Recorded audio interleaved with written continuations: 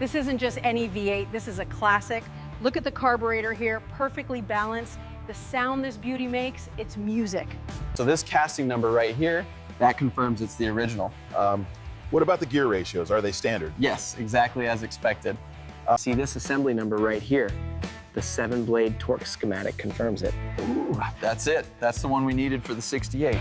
See right here, the 42RH. That matches the casting number exactly. Wow, so that means we finally found the right transmission assembly.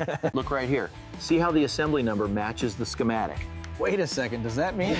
Yes, that confirms it. It's the correct transmission. See, right here in the 69 section, the 440 automatic. That's the assembly number we needed. Yes, that matches the casing perfectly. We found it. See, the casting number right here matches the diagram. Wait, that means the assembly number has to be this one. We found it. See right here, the casting number matches the 68 Hemi.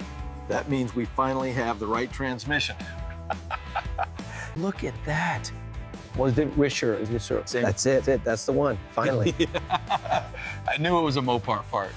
See, this is the casting number for the 68 Hemi, but look here. Oh, wait, that matches the assembly number right here. That's it, we found it.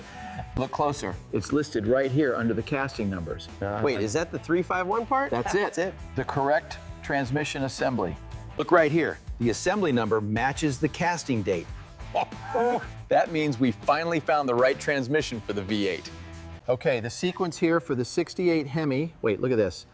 The assembly number matches the schematic. That's it, that's the one we needed. The casting number is 2801083. That matches the 67 Hemi. So we finally found it, the original transmission.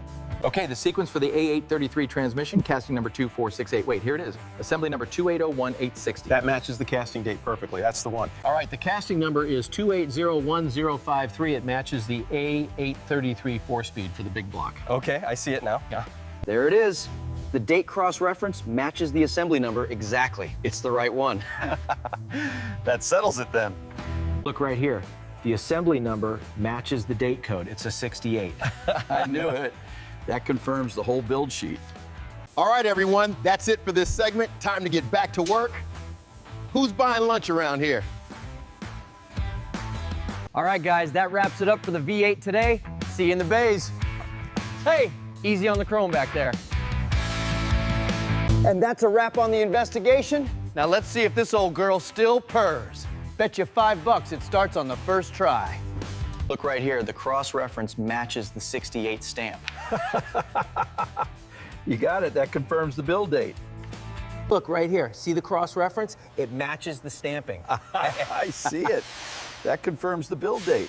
Nice work. I got it, look. The date cross-reference matches the transmission build stamping exactly. You're right, that confirms the year.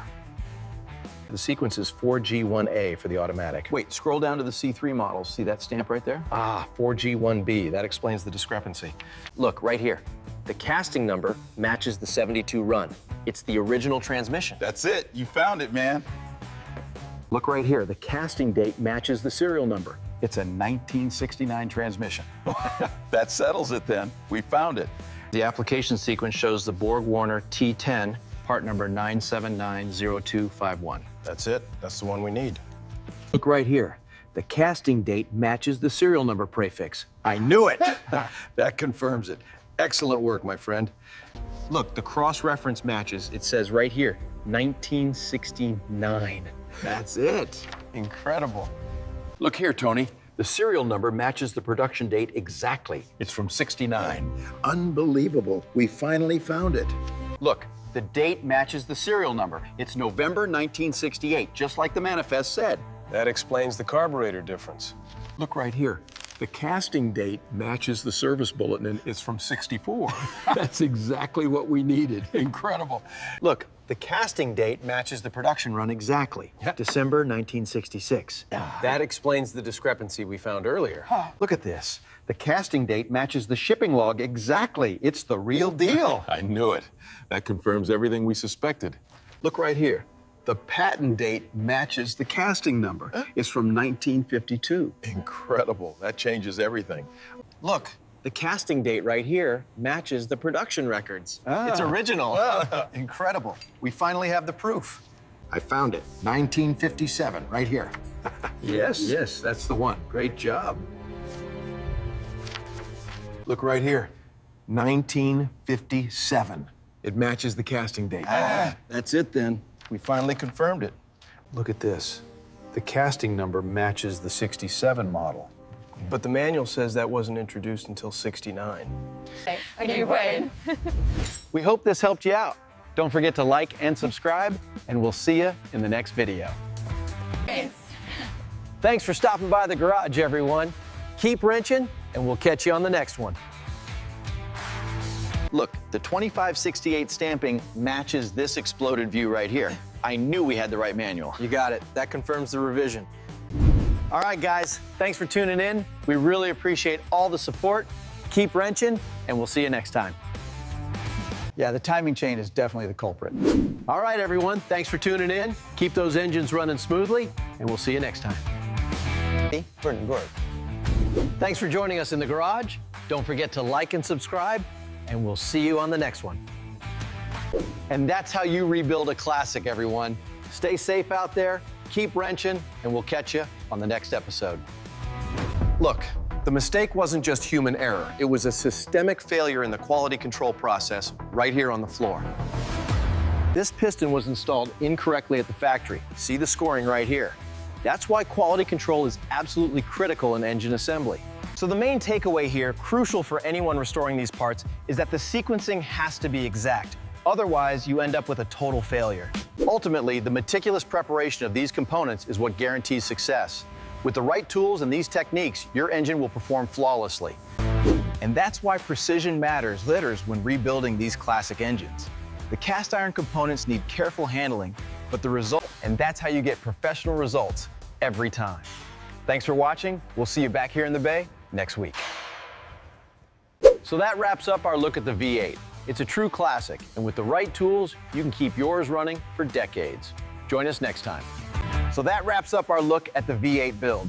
With the right tools and a little patience, you can tackle this yourself in your own garage. Okay, the sequence for the 68 Firebird is 423-B. See that? Yeah, the build date checks out. Confirmed. That matches exactly.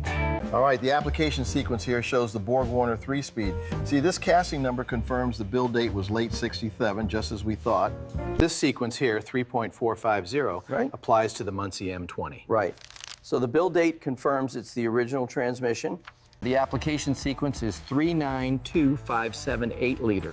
So it is the original transmission. Yes, the build date confirms it. The application sequence here shows the Borg-Warner 4-speed. Wait, here's the build date. Is that the number we needed for the cross-reference? Yes, confirmed. T10 1965. We found something incredible in the teardown. This changes everything for the lifespan of the V8 engine. And this is what we've been waiting for. The detail on this cast iron housing is incredible, and the thermal dynamics we've discovered are going to change everything. We are thrilled to finally reveal the next leap forward in engine technology. This isn't just an upgrade, it's a total reinvention. And that brings us to the real breakthrough. We've discovered how to optimize the thermal exchange right here.